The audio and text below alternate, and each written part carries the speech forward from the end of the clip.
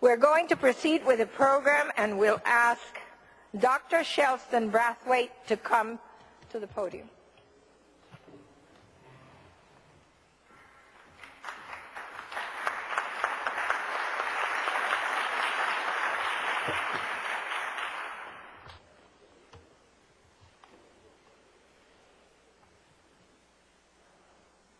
Madam Master of Ceremonies,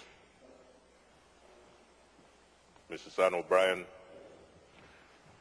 Assistant Secretary General of the OAS, Ambassador Albert Ramdeen, Your Excellencies, Ambassadors, and distinguished members of the Permanent Council, representatives of international, regional, and national institutions, distinguished guests, ladies and gentlemen, good morning. The Inter-American Institute for Cooperation and Agriculture joins with the OAS and members of the international development community in mourning the loss of Nobel laureate and renowned agricultural scientist Dr. Norman Borlaug, who died recently. We are convinced that Dr. Borlaug's work in pioneering the Green Revolution provided a great contribution to fighting hunger and poverty in our world. We think that Dr. Borlaug's contribution should encourage the world to build on his achievements and pursue a new development model where agriculture and rural life are central to development and where poverty, hunger, and food insecurity can be eradicated from our world.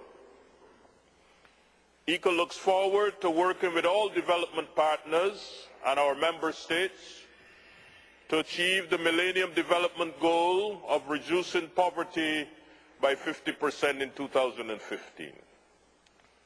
I would ask you this morning to join with me in observing a moment of silence as a mark of respect for Dr. Borlaug.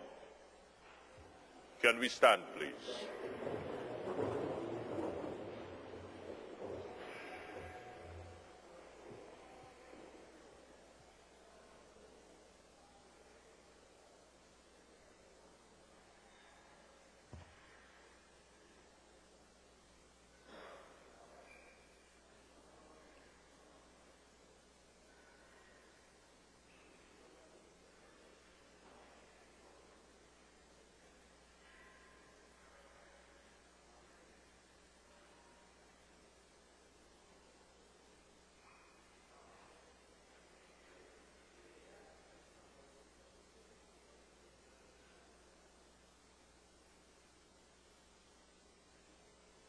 Thank you.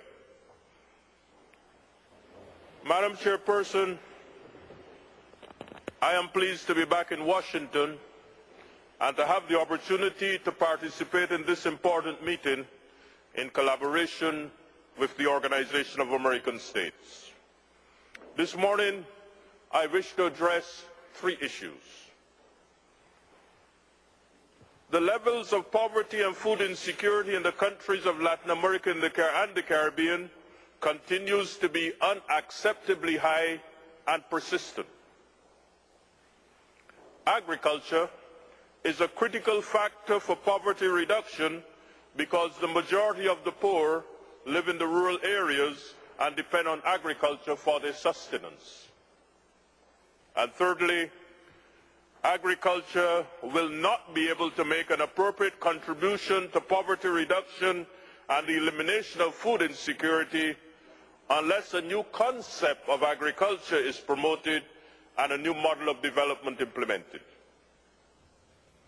This year, the world has entered, in our view, a new zone of history, characterized as the age of turbulence. A severe financial crisis of unprecedented dimensions threatens the global financial system. Oil prices have escalated to $140 a barrel before retreating today to about $70 a barrel. World food prices have escalated to unprecedented levels, and there has been food riots in at least 20 countries of the world as a result of the scarcity and lack of access to food. And climate change continues to be manifest by more severe hurricanes, floods and droughts in many parts of the world. The Executive Director of the World Food Programme, Madame Josette Chiran, in a recent address to this body, indicated that today we find ourselves at a critical crossroad with hunger again knocking on the door of the Americas. Soaring food prices threaten to exacerbate the circumstances of the already vulnerable and to turn back the clock on the progress that we have made by those individuals and families who have achieved food security during the last 5 years. This silent tsunami travels quietly around the globe, hitting those who are most vulnerable hardest. It knows no borders. It has created perhaps the first globalized humanitarian crisis of our time, adding an additional 130 million people to the ranks of the urgently hungry who were not there just a year ago. End of quote. The World Bank has published the World Development Report for 2008, in which they indicate, I quote, in the 21st century, agriculture continues to be a fundamental instrument for sustainable development and poverty reduction. 3 of every 4 poor people in the developing world live in rural areas. 2.1 billion on less than $2 a day, and 880 million on less than $1 a day. Agriculture alone will not be enough to massively reduce poverty, but it has proven to be uniquely powerful for that task. The FAO has held a high-level conference on food security in Rome, in which a number of short-term, medium-term, and long-term strategies were discussed for treating the problem. CEPAL has indicated that the 5 years of positive economic growth that Latin America and the Caribbean have enjoyed between 2002 to 2007 may be undermined by the current crisis.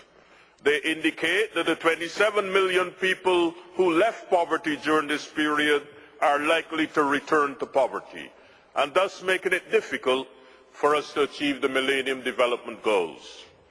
The economic and social challenges facing the global economy are increasing in depth and intensity.